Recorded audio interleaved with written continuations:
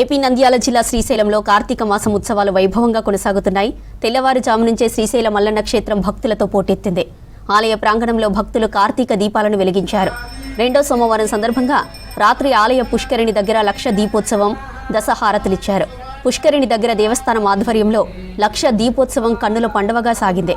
పుష్కరిణి దగ్గర ప్రత్యేక వేదికపై భ్రమరాంబ సమేత మల్లికార్జున స్వామి అమ్మవారి ఉత్సవ మూర్తులను ఆసీనులను చేసి అర్చకులు, వేద పండితులు దీపోత్సవ సంకల్పాన్ని పఠించి ప్రత్యేక పూజలు నిర్వహించారు. తర్వాత ఉత్సవమూర్తులకు పుష్కరిణికి శాస్త్రోక్తంగా దశహారతులిచ్చారు.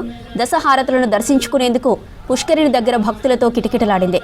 పుష్కరిణి హారతిలో పాల్గొన్నారు ఆలయ ఈవో శ్రీనివాసరావు దంపతులు.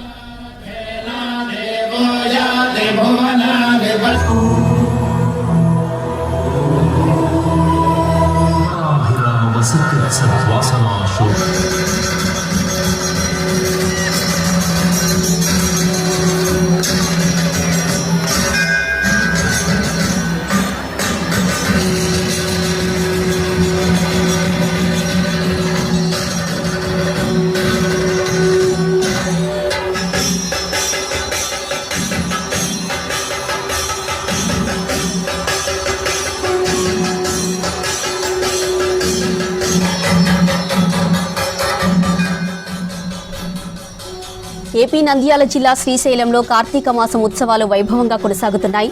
తెల్లవారుజాము నుంచే శ్రీశైలం మల్లన్న క్షేత్రం భక్తులతో పోటెత్తింది. ఆలయ ప్రాంగణంలో భక్తులు కార్తీక దీపాలను వెలిగించారు. రెండో సోమవారం సందర్భంగా రాత్రి ఆలయ పుష్కరిణి దగ్గర లక్ష దీపోత్సవం, దశహారతులిచ్చారు.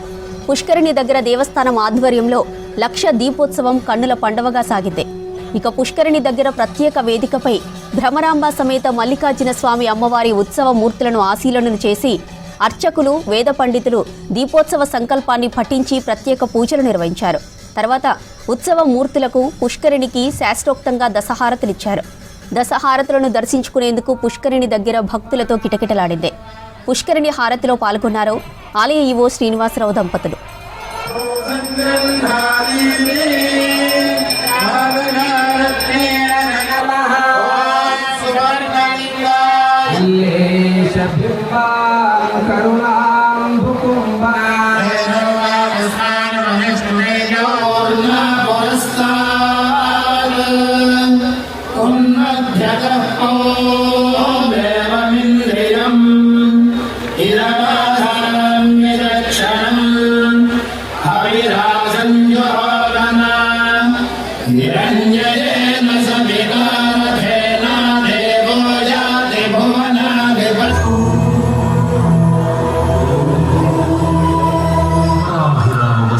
సద్వాసనాశో